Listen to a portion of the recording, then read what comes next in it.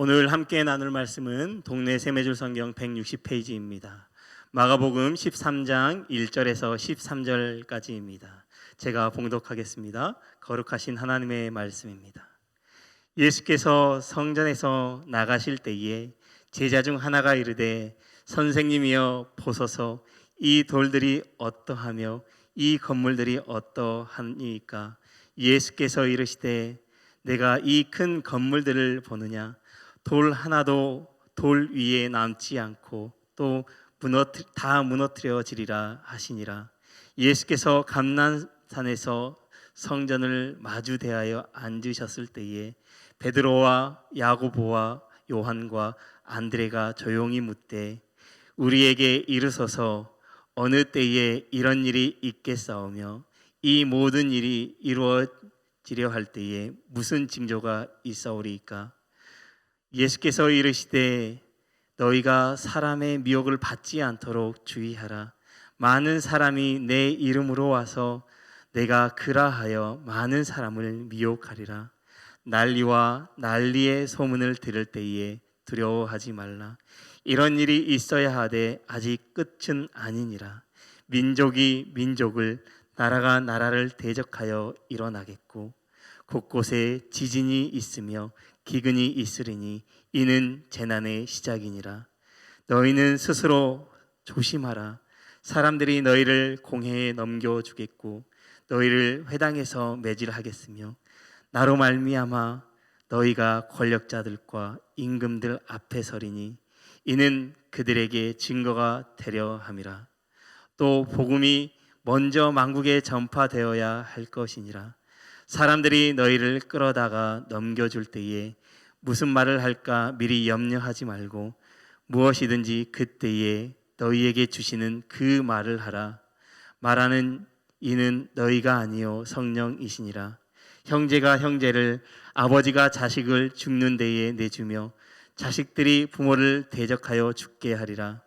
또 너희가 내 이름으로 말미암아 모든 사람에게 미움을 받을 것이나 끝까지 견디는 자는 구원을 받으리라. 아멘. 여러분 혹시 랜드마크라고 하시는 말을 아시나요? 랜드마크는 어느 지역을 대표하거나 다른 지역과 구별되는 지형이나 시설물을 가리키는 이야기입니다. 우리가 잘 알고 있는 랜드마크로는 파리의 에펠탑이나 뉴욕의 자유여신상, 그리고 두바이의 부르주 칼리파, 그리고 서울의 여기서 세대가 좀 갈려지는데요. 우리 성도님들은 아마 63빌딩이 아닐까 싶습니다. 그런데 지금은 롯데타워라고 하죠. 이렇게 일반적으로 주위의 경관 중에서 두드러지게 눈에 띄는 것을 자연스럽게 랜드마크라고 부르고 있습니다. 그런데 오늘 본문에도 랜드마크에 해당하는 장소가 나오게 되는데요. 바로 예루살렘 성전입니다.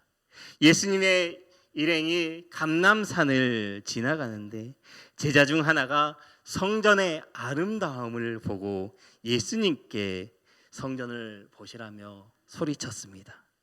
제자들은 예루살렘 성전의 외형을 보고 그 화려함과 웅장함에 감탄을 금치 못했습니다. 당시 예루살렘 성전은 이곳에 세 번째 세워진 성전이었습니다. 첫 번째 성전은요, 우리가 너무나 잘 알고 있는 솔로몬 성전입니다. 솔로몬이 지었던 성전이고, 그리고 두 번째 성전은 예루살렘이 멸망 후에 돌아와서 짓게 되었던 수룹바벨 성전입니다. 그리고 우리가 오늘 본문에 기록되어져 있는 것은 바로 헤롯이 지었던 헤롯 성전이라고 부르고 있지요. 당시 예루살렘 성전은 헤롯에 의해 80년 동안 지어졌습니다. 크기가 예루살렘 성 전체의 6분의 1에 달할 정도였다라고 합니다. 그러니 그 크기와 그 웅장함이 얼마나 대단했는지 우리가 짐작해 볼 수 있습니다. 게다가 그 성전에 많은 아름다움의 백색의 돌들을 사용하여 장식했기 때문에 예수님 당시에 이미 기나긴 시간 건축해왔기 때문에 너무나도 눈에 띌 수밖에 없었습니다. 그리고 많은 공이 들여지고 있는 성전이었습니다. 그러다 보니 제자들이 이 성전을 보고 감탄을 금치 않을 수 없었습니다. 그 성전의 화려함에 압도되어서 예수님 저것 좀 한번 보십시오. 성전입니다 라고 이야기하고 있는 것입니다. 예수님의 제자들은 그 외관의 화려함을 보고 감탄하고 있었습니다. 그런데 그 감탄하고 있는 제자들과 달리 예수님의 반응은 달랐습니다. 예수님께서는 성전의 외적인 화려함을 보지 않으셨습니다. 예수님께서는 그 안에 부패하고 타락되어져 있는 예루살렘 성전을 바라보았습니다. 예수님께서는 이미 성전에 가셔서 성전을 들러 엎으신 것을 우리는 이미 말씀을 통해 알 수 있습니다. 그래서 예수님께서 이 제자들에게 성전을 바라보시며 돌 위에 돌 하나도 남지 않을 것이다, 철저히 파괴될 것이다 라고 예언하셨습니다. 제자들은 성전의 화려한 외형만을 바라보았지만 예수님께서는 그 성전의 실상을 바라보았습니다. 이 성전의 목적이 무엇입니까? 바로 하나님께 제사 드리는 곳이 바로 성전입니다. 그런데 이 성전은 이미 본래의 목적을 잃어버린 지 오래였습니다. 예수님께서는 그 안을 다니시며 장사하는 자들의 상을 들러 엎어 버리셨습니다. 그리고 그 성전의 목적이 만민이 기도하는 집이라고 선포하셨습니다. 그런데 이 예수님 당시의 성전은 이미 장사하는 자들의 집이 되어 버렸고 또 개인의 이득을 취하기 위한, 종교 지도자들의 이득을 취하기 위한 수단이 되어져 버렸습니다. 그래서 예수님은 이 상황을 아시고 그들에게 예언하고 있는 것입니다. 화려함은 때로는 사람을 현혹하고 중요한 것을 잃어버리게 만드는 경우가 있습니다. 외적인 화려함을 바라보게 되면 그 안에 본질적인 것을 제대로 볼 수 없게 되는 것이지요. 그래서 그 안에 있던 종교 지도자들도 이미 그 안에서 본질적인 것을 잃어버리고 개인의 이득을 취하고 있을 뿐이었습니다. 여러분, 우리도 신앙생활을 하다 보면 종교적인 화려함에 쉽게 현혹되어지기도 합니다. 그런데 우리가 기억해야 할 것은 외적인 화려함은 영원하지 않다라고 하는 사실입니다.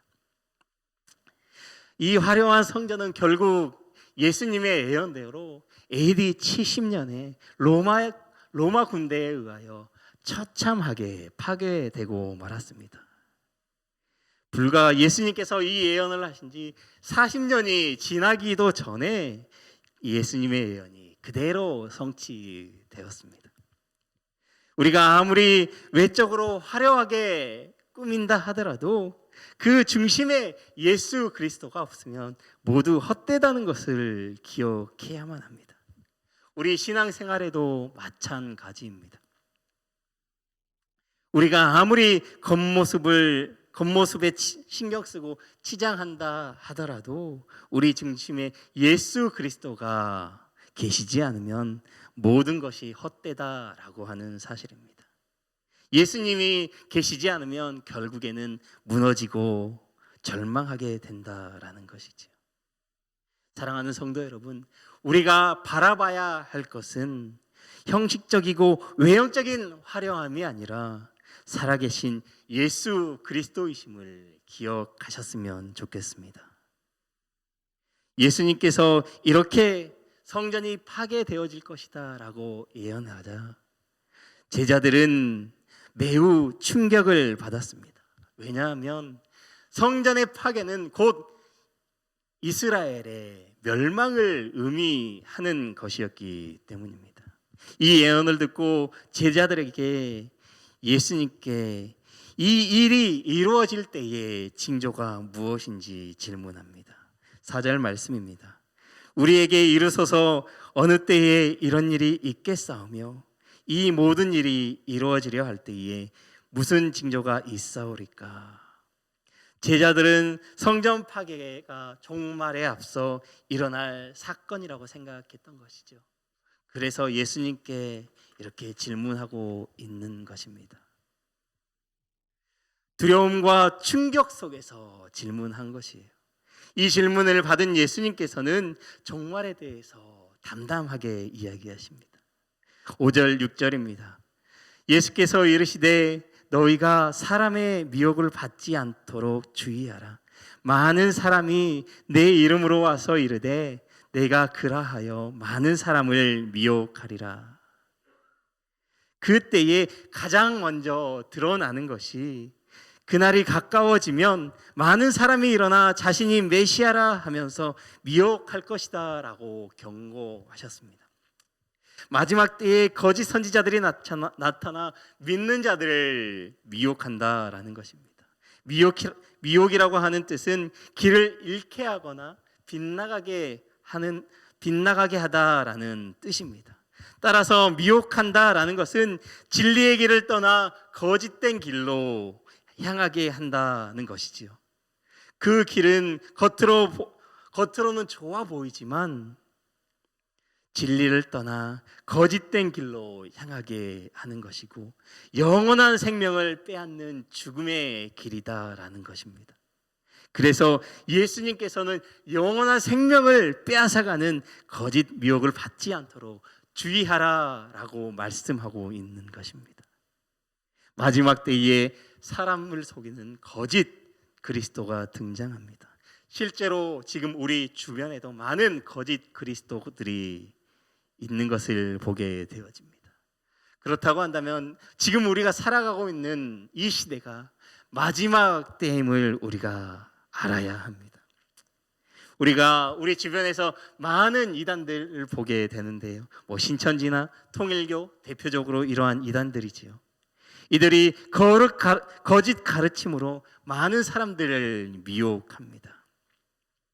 그 사람들이 믿음이 없는 자들을, 영적으로 분별력이 없는 자들을 미혹해 자신들의 교리를 따르게 하고 그들로 하여금 생명을 빼앗아 가는 일을 지금도 계속하고 있습니다. 성경에 대하여 바로 알지 못하고 분별력이 부족한 사람들은 이런 어려운 상황에 처해 있을 때에 이런 유혹에, 이런 미혹에 쉽게 넘어가게 된다라고 하는 사실입니다. 사랑하는 성도 여러분, 그렇다고 한다면 우리가 이 거짓 가르침의 미혹을 받지 않기 위해 우리에게 필요한 것이 무엇일까요? 마지막 때를 살아가는 우리 성도들에게 무엇보다 필요한 것은 바로 성경에 대하여 바로 알고 예수님을 온전히 알아가는 것이 필요하다라는 것입니다. 우리가 말씀을 바르게 이해하고 있다면, 예수님에 대해서 온전히 알고 있다면 우리가 그들의 비상식적이고 비실제적인 그들의 유혹이 얼마나 잘못되어져 있는지를 분명하게 알 수 있을 것입니다. 우리가 말씀과 예수님에 대하여 온전히 알지 못하기 때문에 그것들을 분별해 내지 못하는 것입니다. 말씀을 더욱 우리가 잘 알기 위해 매주 나와 목사님의 말씀을 듣고 또 매일 묵상을 하는 것이 바로 그 이유입니다. 사랑하는 말씀삼 공동체 성도 여러분, 우리는 마지막 때를 살아가고 있습니다. 예수님은, 그리스도인은 예수님 때문에 모든 사람들에게 미움을 받을 것이다 라고 이야기합니다. 그리고 끝까지 견디는 자가 구원을 얻을 것이다 라고 말씀하고 있습니다. 마지막 때에 분명하게 우리들도 그 거짓 미혹을 받게 될 것입니다. 그리고 환난과 기근을 겪게 될 것입니다. 그러나 우리가 분명하게 말씀을 붙들고 있어야 할 것입니다. 그 말씀을 우리 마음 가운데에 새기고 끝까지 견디는 자가 되어야 할 것입니다. 예수님께서 우리에게 마지막 날의 징조를 말씀하신 것은 그만큼 믿음을 지키기 어려운 시대이기에 말씀으로 준비되어 깨어 있어라고 하는 그런 뜻인 줄 믿습니다. 지금부터라도 우리가 우리 마음 가운데에 말씀을 새기고 이 마지막 때를 살아갈 수 있는 우리 성도님들이 다 되었으면 좋겠습니다. 그 미혹과 그 고난과 환난을 우리가 이겨낼 필요는 없습니다. 끝까지 견뎌낼 수 있기를 바랍니다. 그러면 우리가 끝까지 견뎠을 때에 우리가 구원을 받게 될 것입니다. 우리가 늘 하나님의 말씀을 가까이 하며 말씀에 대한 분명한 지식과 분별력을 가지고 이 마지막 때를 준비하며 살아가는 우리 말씀상 공동체 모두 성도님들이 되시기를 주님의 이름으로 축복합니다. 기도하겠습니다. 사랑과 은혜의 하나님, 오늘 또 우리가 마지막 때를 살아가고 있습니다. 우리가 신앙생활을 하며 사람에게 보이기 위한 종교적인 화려함이 아니라 우리의 마음의 중심에 예수님을 모시고 살아가게 하옵소서. 오직 하나님만을 바라보게 하여 주옵소서. 이 마지막 때에 많은 미혹과 환난과 기근들이 우리에게 있을 텐데 그때가 임하기 전에 우리가 말씀으로 깨어 준비하는 지혜 있는 자들이 되게 하여 주옵소서. 오늘도 성령님께서 우리를 붙들어 주시고 우리와 동행하여 주실 것을 믿으며 우리의 구원자 되신 예수 그리스도의 이름으로 기도드립니다. 아멘. 이 시간 다음과 같은 기도 제목으로 기도드리겠습니다. 지금 들은 말씀이 내 삶으로 이어지게 하옵소서. 동네 세매줄 성경 말씀 묵상 소그룹 사역이 활성화되어서 말씀이 살아 움직이는 공동체가 되게 하옵소서.